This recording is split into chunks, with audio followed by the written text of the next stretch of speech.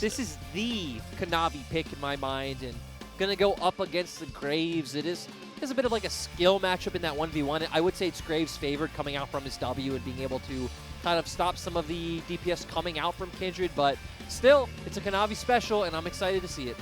Wuji on this Ashe as well, so a lot of pick potential on the side of Rogue Warriors. You mentioned the Thresh, Lei's going for it. If there is one pick that Lei has the potential to step up on, it is the Thresh. So we've already have the makings of this pick composition coming out from Rogue Warriors. I like it when we give AD carries this tool for initiation. On the opposite side of that, though, you see the Enchanted Crystal Arrow come out, you pop the Taric ultimate. Actually, just a lot of survivability. Lamb's Respite as well. Anytime Rogue Warriors want to go in, JDG have a way to at least bait out those cooldowns. Yeah, now we just got to see something like a Kale in the top lane, and then maybe a Zillion mid. And then we have the perfect composition for an undying game. The Renekton going to be banned away from Holder in the top lane here. It's going to be answered by the Ornn taken away from Zoom. And we'll see where JDG go next. Also, this was Loken's most played champion in spring by far. JDG loved getting him on the Kalista, and he looked great on it every single time. So JDG going back to comfort across the board. Yeah, Lumao looked great on the Tyrant. We've seen it in the past as well.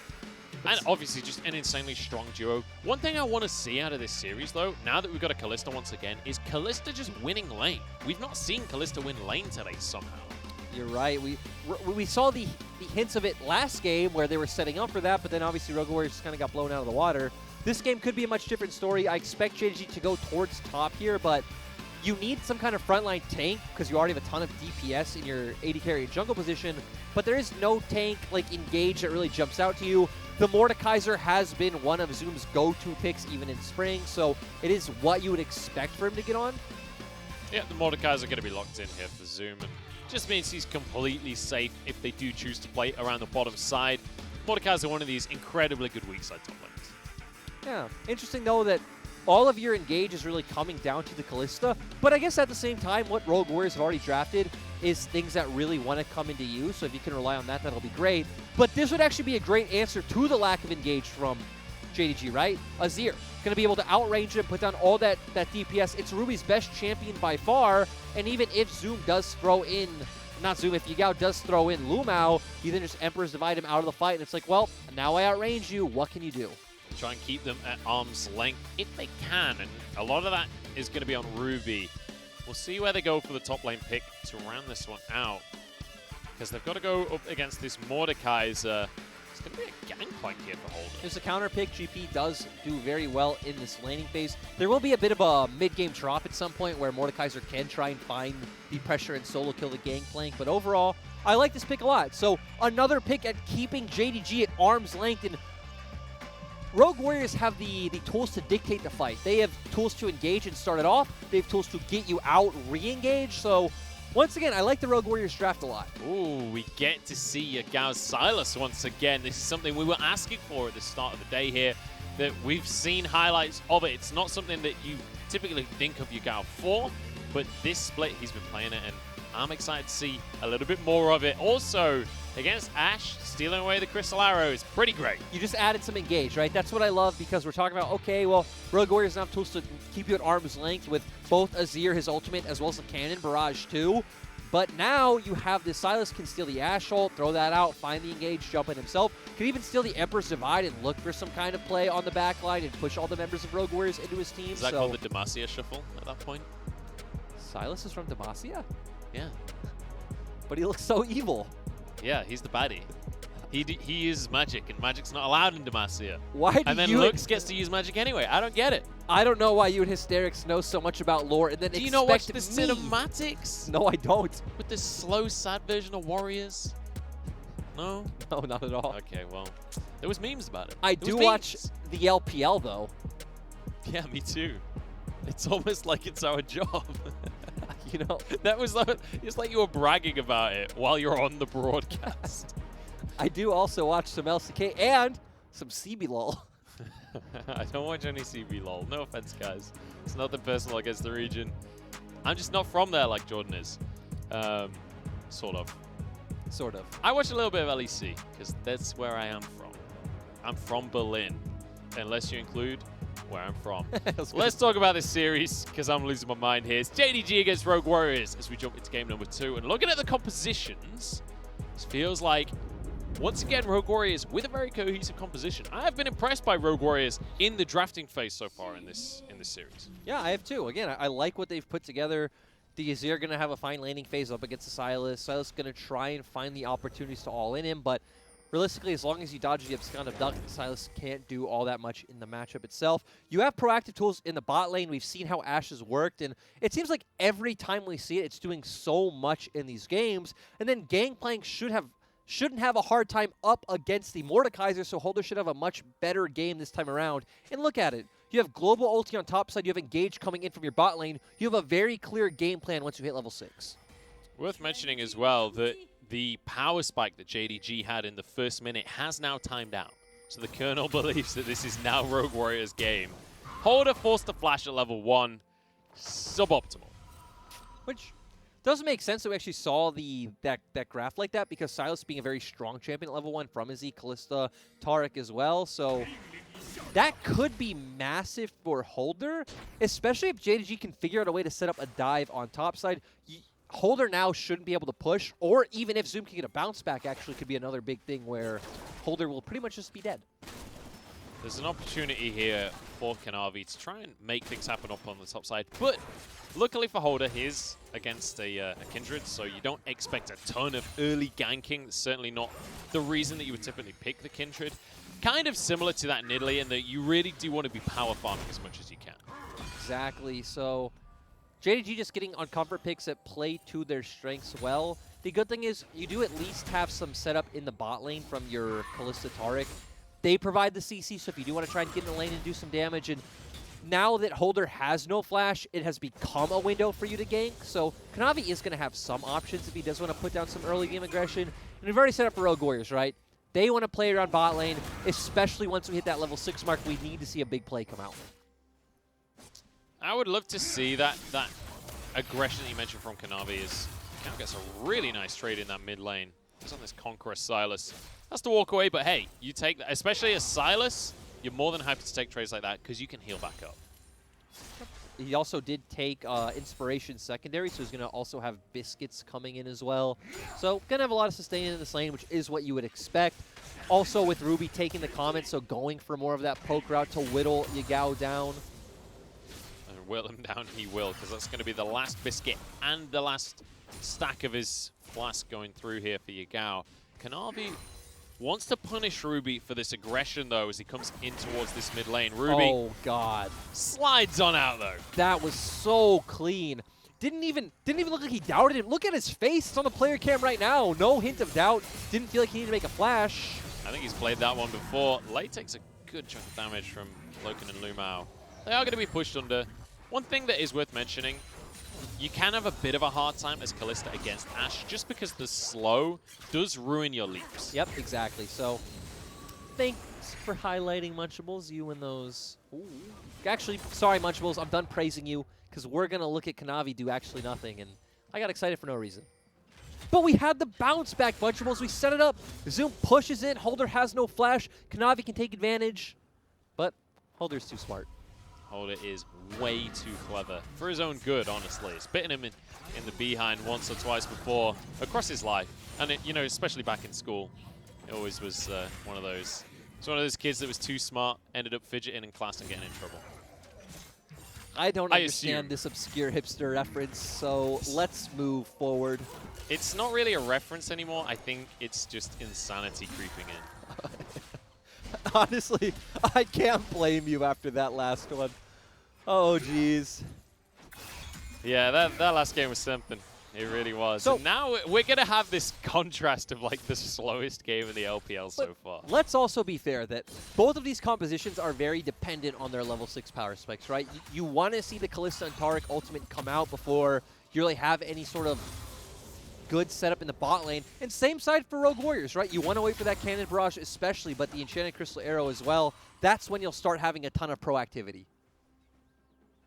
Especially with Holder, obviously his teleport is going to be on cooldown, but the beauty of this pick in the top lane is you can still influence the rest of the map, right? Whereas Zoom clearly won't be able to do that maybe can find a 1v1 at that point if Holder's looking somewhere else, but I don't think he's going to be able to find 1v1s. Still, Holder doing a good job of getting some trades down, but Zoom hitting that last Q just kind of even it out a bit. And going back to the TP discussion as well, as a GP, you don't really want to TP into a fight anyway. You're not a TP flank sort of champion. When you are in a team fight, it is either finding these stragglers with your barrels or kiting a team that's running into you. So Holder, happy to just sit in this isolated lane, farm up, and just rely on that cannon barrage. Keep Zoom right in front of him. That would be a win for Rogue Warriors.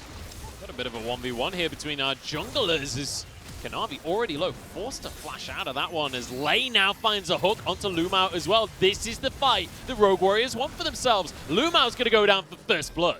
Yep, overall, Rogue Warriors doing great. We've already set up how this matchup is favored for Graves, especially early on. We saw the impact of that W and just how much burst Graves has. Turn it into a bot side kill, and now Rogue Warriors are going to be able to pick up this first dragon. Fantastic stuff here from Rogue Warriors. Harrow able to find Kanavi out, force him away from the play.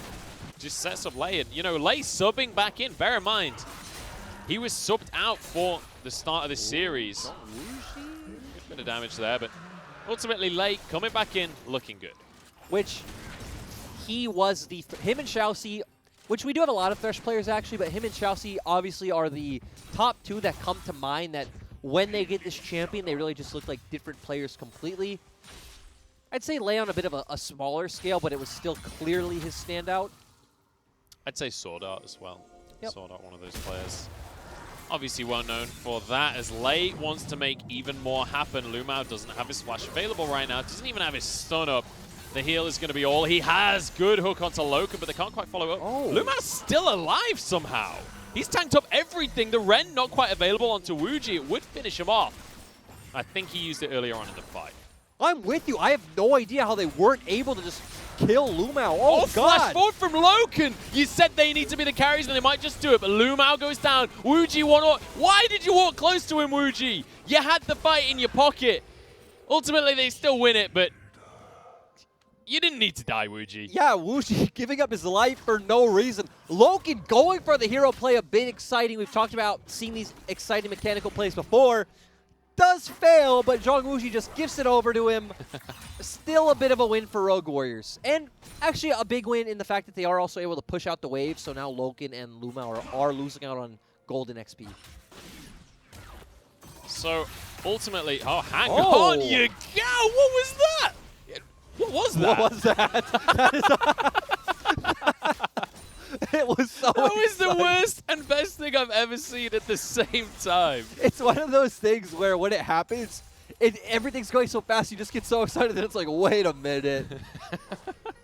I mean, it looked great. He pushed him over the wall. Let's put this game in perspective. After game one, I don't think we expected to be in this timeline. We did say that Rogue Warriors with this playstyle that they're clearly moving back to with Haro can win against any team, right? They are truly the IGS coin flip, but so it looks really cool at first. It's great. They both push each other back at the same time.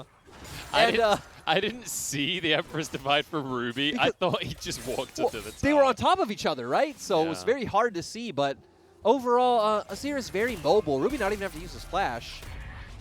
Wow. Oh, what a hook. Lei is on form today. He has stepped up and a half right here. Double kill for Harrow. I love the Rogue Warriors plan, kind of sadly sacrificing Shunyu in game one, giving JDG all this false confidence, and then coming in and kind of stomping them thus far. We're at 9 minutes. Rogue Warriors are winning 3,000 gold. Look, what do we say about Rogue Warriors? When they're playing like this, they will either stomp or get stomped. This is the kind of team that they are.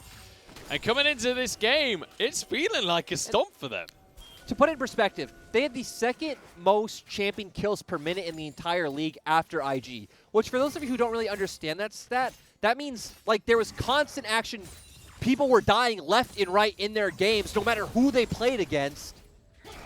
And we're back to a similar style of gameplay. It's feeling like that, isn't it? And I mean, we saw it in game one, right? They were so far behind. They were still picking fights with JDG. Rogue they were Warriors, still stepping forward. Rogue Warriors are the kind of team, no matter if they're winning or losing, when they have Haro on the roster, you know they're going to keep forcing fights no matter what. And you know what? I'm just so glad that Haro is back on the roster, because this isn't the Rogue Warriors we've been seeing this split. Bear in mind that with Yodong in the roster as the jungler, it hasn't felt like that at all. Now Haro's back.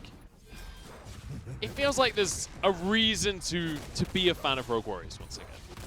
And we are seeing now Rogue Warriors getting Herald in topside, able to clear that wave in bot, so Loken and Lumao not going to be able to get much in return. And even when we look at scaling, both sides have pretty decent scaling, right? We have Azir and GP on one side, so that's amazing, but also Kindred, Silas, Mordekaiser as well, going to scale into big late game threats. But we've already set up the fact that Rogue Warriors have the tools to keep JDG at arm's length if they so choose, other than if Yagao can find either a big flank or big TP play as well. And when we look at the gold leaders, just over 3,000 at this point in the game, you also have to bear in mind that, honestly, on paper, Rogue Warriors kind of scale better too. So you suddenly have this situation where the team that is scaling really well is also snowballing super hard, and that is a very difficult deficit to climb back out of. True. The fact that Rogue Warriors come to scale well in isolation is quite good when they have this 3K gold lead, but again, JDG have scaling tools in their comp as well, and ultimately when we do have JDG up against Rogue Warriors, I feel like we're really going to come down to mistakes and execution once we do hit that mid-game power spike. Not mid-game power spike, but mid-game point. Let's bear in mind that this is still the Spring Champions, right? This is still JDG. Like, even with a big gold lead like this, you certainly can't count JDG out. You can see Loken and Lumao still stepping forward confidently. They've got their summoners back up. And I think they want to fight right here, because Kanavi is on towards the Scuttle Crab. We do have Yagao already here, giving up waves in mid as well to try and hover over and find this, so I think the reason that they went for that is Kanavi is on the Kindred, and they needed to get him some stacks. Oh, Lumao's caught once again, has flash if he needs it, but Fate's Call instead. They're going for the fight. Ooh. Or at least they were trying to. Nice little ult there from Wuji. And that was the ability to keep JDG at arm's length that we talked about, right? They have numerous tools to do it. Oh, God, again. Yagao's up under the tower, though, so Ruby winning that trade out overall. And we'll be able to just get a couple of extra hits off on the backside. Kanavi now going to go underneath the tower. Bear in mind, he's invincible. One more auto, and Kanavi gets the kill. Yeah, and we're actually going to see a dive here on bot as well. Lumao's in trouble, but the Ignite is just about going to be enough. Loken now invincible. Yagao just heals himself. Zoom now trying to get onto this backline, or in fact just straight onto Haro. Wuji the target as Lei pulled back on in. Yagao needs to be so careful in this fight, but Loken is the target. He's so low. One more auto would do the trick, but they can't quite get onto him, and Wuji has to back away. If Holder would have hit a better cannon barrage that wasn't halfway out of the lane, I think Rogue Warriors could have picked up more kills there. Could have just placed it center in the middle of that fight, and a lot of members of JDG were already low. That was damn close from the side of Rogue Warriors there. If they just got a couple more kills, that would have been a titanic victory for them. You know, another interaction we actually haven't really talked about in this game is once we hit the team fights, Azir being able to knock people out of the Kindred ultimate. Yeah. That's going to be really massive later on, but here we see this dive. They are able to pick up the kill with either the red buff or red smite coming out from Haro, and we see Zoom TP in, get this kill. And look at the cannon barrage. It's even halfway off the map, so not getting full utility out of that. If it was a bit over, maybe you could have finished off some kills here on the side of Rogue Warriors. But hey, you know what? Rogue Warriors still win overall.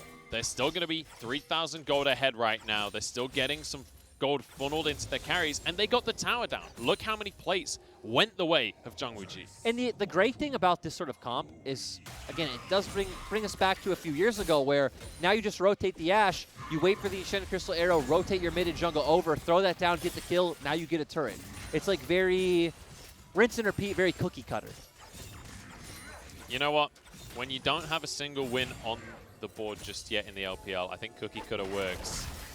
Lei's going to be slowed by the red buff here, but immediately answered. They don't really have much damage to follow this one up, though. Wuji forced to flash here as Haro now arrives. Great play from Lei, and it's going to be no kills going as Lumao gets onto the Lamb's respite. Death sentence is perfect, though, and Lei completely different player to what we saw at the start of this split. Still, overall, had they been a bit more patient, it feels like that play could have paid off a lot more. Overall, great of them to buy time in a 2v3, right? That takes a ton of confidence. They did it very well.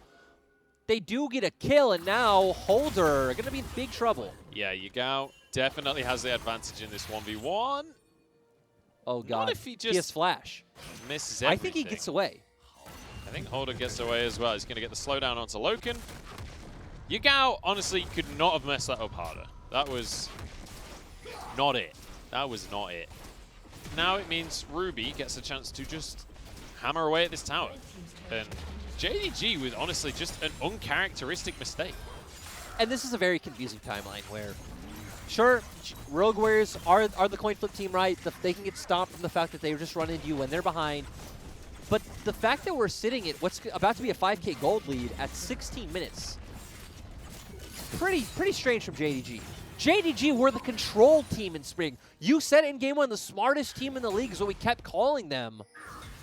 Now, two kind of weird drafts. I would say this one's more coherent, but still overall it does feel like Rogue Warriors definitely outdrafted them. And then the execution being hard and JDG not able to pull it off this time around. I'm not going to lie, Lyric. This is looking to me like Rogue Warriors are here to avenge Shunyu. Because look at Lumao's score right now.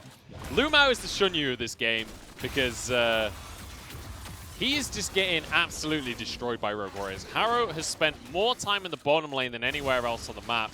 Now he's going to get a Herald as well, but Lumao just getting bullied. And we've seen a couple of times already these ultimates a little bit slow from Lumao. Yeah. So we are about to get this fight. Lumao's ult is up. Looking over at the side of Rogue Warriors, though, we don't have the cannon barrage from Holder.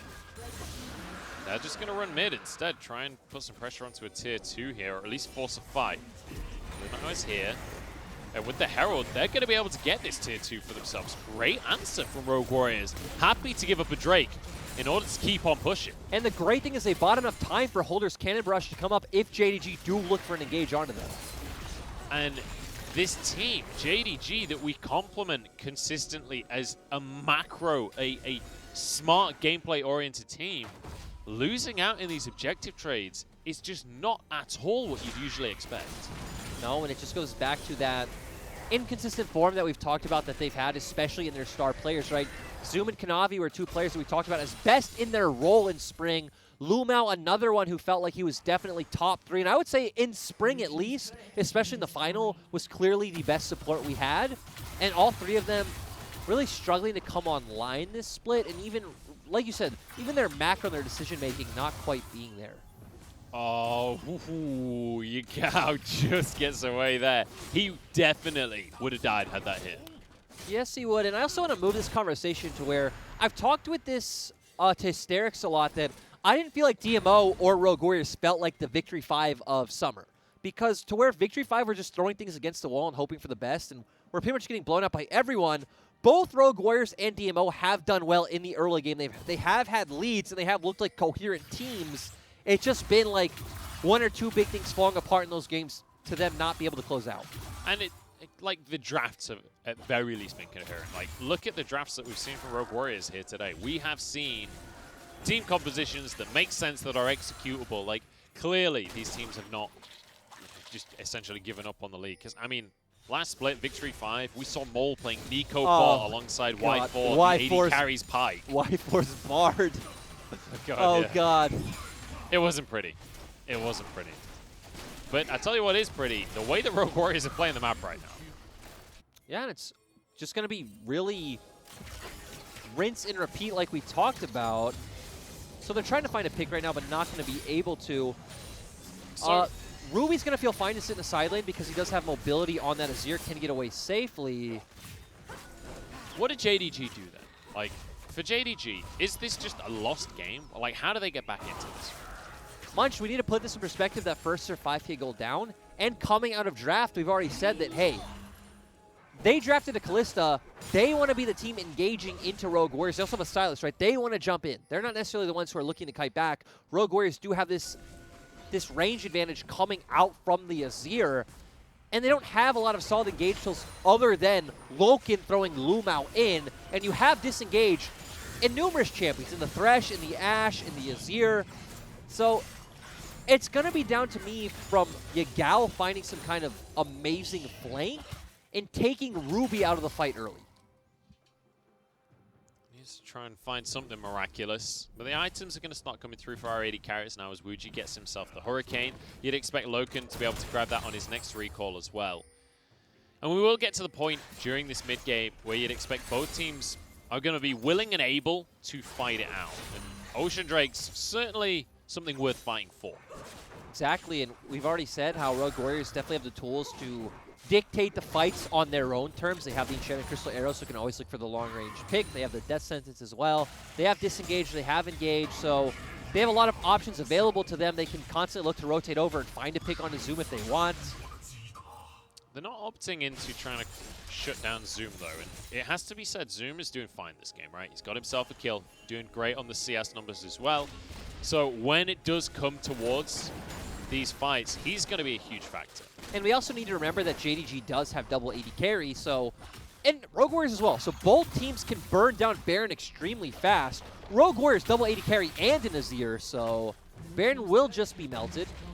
Do we count Graves as an AD carry? Yes. Yes, we do. I will. He still gives some pretty decent DPS, especially up against a neutral objective. Fair enough. Depends on your categorization, I guess. Crystalline Arrow going to go slightly wide here, and it means that JDG are able to clear things up, but they're just setting up here. Rogue Warriors just making sure that they're the ones in position for when this Drake spawns. Yeah, overall, JDG being able to pick up their first. Ooh, Lay. Lay has found Kanavi here. Lamb's Oh, Respite the flank. available. Used already. Yagao wants to go in, but let's bear in mind that he actually can't find a way in here. Holder the target. Holder still has oranges, so it's K. Zoom comes in as well. Ruby has been found. But Zoom can't get over the Emperor's Divide. He can't get the 1v1. He's completely denied on this one. In the meantime, Lumao left out to dry by the rest of his team. Collateral damage not quite enough, but that auto from Wuji will be. Munch, you set it up. How do JDG come back in? We said it has to be a miracle flank from Yagao. He finds the flank, but the other members getting cut out, having to waste crucial ultimates, so Yagao can't actually safely jump on Ruby. Then Zoom finds a way onto Ruby. You point out the Emperor's Divide. Zoom has no way of getting over it. And now on towards the Baron. You mentioned the double AD carries plus an Azir. You can see how fast this is burning down. Zoom moving in to try and get onto late. 4,000 as Kanavi is ready to jump the wall. Goes in against the Baron! How do they get away with this? Now a fight on top of it. Yagao going to chase Wuji down in the jungle. And JDG, after all of that, get 4 kills, get a Baron, and Yagao with a triple. Hey, we spent 20 minutes talking about that Rogue Warriors is the coin flip team. Everything's going right. They were winning 6K gold. They just won a team fight, and they coin flipped this entire game. Well, we might get the 2-0 we were kind of expecting. What just happened? I need to see a replay of that, because I had all but given up on JDG this game, and then that happened. I'm throwing my notes, Munchables. I don't know what happened, and I'm kind of tilted. Everything looked good for Rogue Warriors. We said this is a team that can find these advantages if something goes wrong at the last second. And here's how it happens. They're starting this fight. It's coming down to a knife's edge. You have no disengage anymore. You've already used your tools in the last team fight. Kanavi just flashes in and smites. There's no special play to it. It's just Rogue Warriors coin flipping and not respecting, honestly. Oh, God. And Rogue Warriors. It's okay, Lyric. It's okay. It's just League of Legends. It's not just League of Legends. Everything was going their way, Munchables. Everything could have worked. They were winning everything. And then at the end as well, they all group up at the back of the pit into the die. meat grinder. Yagao is there like, oh, you're all grouped up? Perfect, fantastic. Even the Colonel has turned his back on Rogue Warriors at this point. Look at it. At 20 minutes, the Colonel had it like a 90% chance that they would win this game. 90%. Holy cow, I just can't. It's an unfortunate set of circumstances. You know, for Rogue Warriors right if now. JDG win, Kanavi gets MVP, not because he did some flashy play to find that steal. Of course, RW gave him that steal, but he still pressed mine at the right time. He deserves it. His Lamb's Respite's been good as well, to be fair to him. I do want to say, though, that in the team fight prior that JDG did lose, Yagao did find the flank that we set him up for. It was just the rest of his team collapsing to where he couldn't actually utilize it. The Azir tower kind of ruined him a little bit as well, made it harder for him to get into that back line. Arrow's going to go wide. It has to be said, Wuji's not been doing so hot with the arrows. No. Ruby does still have stopwatch, so that's something we also need to look out coming from the Rogue Warriors carries, but right now, no one can really safely 1v1 this Sylas. So 20 seconds left on the Baron. This is going to be the top tier 2 going down. I don't know if they're going to be able to find anything else, though, honestly. Let's also point out that GP was a great pick for Holder in the sense that he doesn't really need to do anything other than press R. And even he's kind of disappointed in that sense where we could have seen some better. He has a family, Lyric. You're saying that you just you feel bad for these players, and then he's just going to roast a man like that. Ah, merciless. I mean, I agree. I'm not saying you're wrong. I'm just saying it was a... I'm just saying, in game 1, we did our best. They had our sympathy, but... It was the way that you worded it. It was like, all you had to do was this, man. Let's also the disappointed dad once again. I am the disappointed dad, but let's also be fair that I feel like we can be this harsh because we do have expectations of Rogue Warriors. If there were no expectations, we would just be like, well, it's just Rogue Warriors. It happens.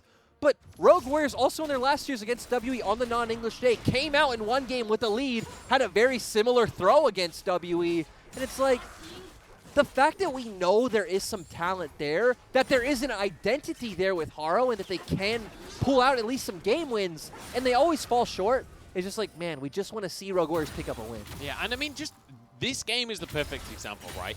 Everything was going their way. They did not actually have to rush a back right there, you know? Nope. That was biting off more than they could chew. They only had one pick from that previous fight. Ultimates were all on cooldown. They try and force the play. You're against JDG. It doesn't matter how far behind they are. They're going to challenge you. They're not just going to let you get Baron and watch the game be lost in front of them. So it's almost like a disrespectful play from Rogue Warriors at that point, and JDG more than happy to capitalize on that one. Now suddenly, the gold lead that was, what, 5,000, 6,000 in favor of Rogue Warriors? I think we were up to 6 or 7K. Like, it's now a 1,000 gold lead in favor of JDG. And JDG are on their way to stacking up 4 Ocean Drakes with a Sylas and just a ton of sustain, right? We have Lamb's Despite, Mordekaiser's a ton of sustain in his comp, in his kit, and you have the Taric as well, so good job being able to burst out any members on the side of JDG. Yeah, I mean, later on in the game, especially if they can keep getting these Drakes, it's going to be impossible to kill anyone on JDG, even if you've got an Azir, even if you do scale well. Let's do add the caveat, though, the fact that Rogue Warriors do still have the ability of keeping JDG at arm's length. It is still up to Yagao finding some kind of miracle engage onto Rogue Warriors. You're not going to have the slow coming out from that ultimate, so there are some options there. 15 seconds until this Ocean Drake. JDG the ones in position to go for it, but I think maybe they just want to fight at this point. So, oh, hang on, Arrow. Oh, another one. Wuji is not doing well. These arrows just missing the mark every single time at this point. Now JDG going to start this Dragon off. Yeah, and JDG are fine trying to get Rogue Warriors to come into them. We need to keep our eyes on Yagao. Looking at this Sylas here as Zoom brings Lei into the death drum. Dragon taken, and Lei, he's been the MVP for Rogue Warriors, but he's taken out of the fight early. Now, Yagao looking for a way in, but honestly, it doesn't even matter. They've already won this fight. Ruby forced away. Rogue Warriors are on the wrong side of the map as Ruby goes massive here, but he can't finish them off. It's going to be Yagao to finish this one in the end, and suddenly Harrow finds himself alone. That was good play from Zoom, just having the confidence to keep walking forward. He did get the initial kill on delay, but then Loken and Neo both jumping over, but Loken, obviously a very squishy 80 carry, is no protection, but great to see the confidence. They do secure a bunch of kills, and now they are going to be able to get this Baron. Bear in mind, this is 10-12, so Death Sand's still incredibly potent. I think maybe Loken overestimating quite how potent it is at that point, but now the Baron is going to go down. This time, it's by the team that started it. JDG, 3 Drakes in the bank, a 2nd Baron buff, and it's feeling like they're the ones winning. And we see Zoom here pull lane to the Death Drum is going to be able to easily secure that kill. We see Zoom continuing to walk forward. Lumao flashing in, can't get the stun. Zoom as well, flashing and dealing a ton of damage. Here's where Yagao jumps in, misses his abscond abduct. Loken going in so deep, does end up going down in the end. But Yagao does so much damage, and he's looked pretty good on the Sylas, like we said. He's had some rough moments, but overall, it's felt like the team letting him down rather than the other way around. Kanavi now charging around the map. Did get his 4th stack at some point during all of this chaos. Let's also keep in mind that he's been involved in 10 of their 11 kills.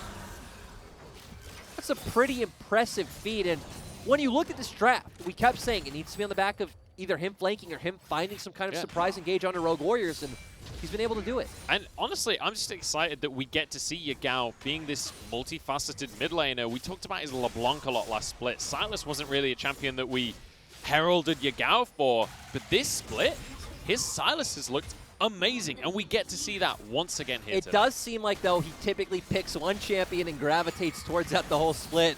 Will this split be the Sylas? No, I guess we will find out. It's going to be the Kiana, my friend. Oh, God. Whoopee. Let's go. Whoopee indeed. Oh, what is happening this game, Munchables? Another arrow misses. That's what's happening. Yeah, this is... I've kind of given up on Rogue Warriors. Maybe that's it. I didn't have enough faith in Rogue Warriors. That seems to be how the LPL works these days. First LNG, now Rogue Warriors. The winless Warriors might just continue to be winless here as the siege continues for JDG. Cannon Barrage out of Yagao. Don't be fooled. That one is a JDG Cannon Barrage. We are not going to put that on Holder, as we have put some blame elsewhere on Holder, but also Yagao going to be able to get this turret pretty much by himself. I guess Holder is still a mid to late game GP, does still do a bit of damage, but 3 Ocean Drakes, Yagao backs up. It's going to be full HP in no time. Yeah. I mean, one thing that is worth mentioning, like, he definitely can't just straight up dive Holder while Holder's full HP. Unless someone like Kanavi or Lumao is there to keep him safe. Kanavi! That was cheeky. Just slid away. I actually wonder if he would be able to dive Holder. You do have 3 Oceans. You look at his items. He has 21 stacks. He has the active coming out from the Protobelt. Zonyas as well. Yeah. I feel like if it was a straight up 1v1, he probably would be able to dive, but I mean, you're in their base, right? So it's going to be so easy for Haro or Jungwuji or someone to rotate over very quickly. Oh no. Ruby. He's already used the Emperor's Divide, and Zoom's found him in the Death Realm. There is no way out on that one, and Yagao able to grab the kill in the end. I guess he just came out of the Death Realm right at the last second. And Ocean Drake will be up in 49 seconds, so we'll be about the same time that Ruby's up. The good thing for Rogue Warriors, he has teleport, so he can be at the fight if needed. Which he'll definitely be needed, let's be honest. I'm so sad, Lyric. I thought that this was like a sign of things to come for Rogue Warriors. And I'm worried that it is now a sign of things to come for Rogue Warriors. That used to be a positive statement earlier on in this game, and no longer, because this game now very much in favor of JDG. They're looking towards this next Drake. This would be Soul. If JDG gets this Ocean Soul, the game is over. Yeah, it's looking rough for Rogue Warriors at this point. Their spirits even look kind of down. I don't blame them. Yeah. They got dismantled in game number 1. Hang on, Arrow finally hits. It's onto Zoom, which isn't ideal, and now the stun's coming across as well. Lumao is the first one to fall, though. So Zoom actually doesn't get to keep himself safe with the Taric ultimate either. Zoom's going to go down, and Rogue Warriors find themselves a fight. This is going to be their Drake now. So, Rogue Warriors showing us their spirits aren't down. Going back to what we said earlier about keeping JDG at arm's length, I actually didn't think it looked like a great engage, right? They got onto Zoom. He was so tanky, they did no damage, but as quickly as we saw Lumao, he disappeared. So, he had flash and heal. Yeah, I don't know. I'm not quite sure what happened there to him, because he could, if a heal would have been long enough for the Cosmic Radiance to then make him invincible, I think. I honestly didn't even see him on the screen. Like, I just saw him die. Oh no, I watched him die. not in a sadistic way.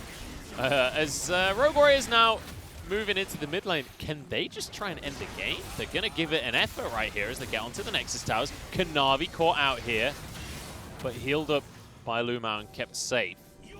Oh god. We talked about the kind of adventures Rogue Warriors can bring us on. Damage out of that cannon barrage from Yagao. He's charging in. He's going 1v5 right here. Zhonya's to keep himself safe as the rest of the team comes on in as well. Yagao still surviving somehow. Goes way too deep though and ends up falling. Rogue Warriors are turning it around once again.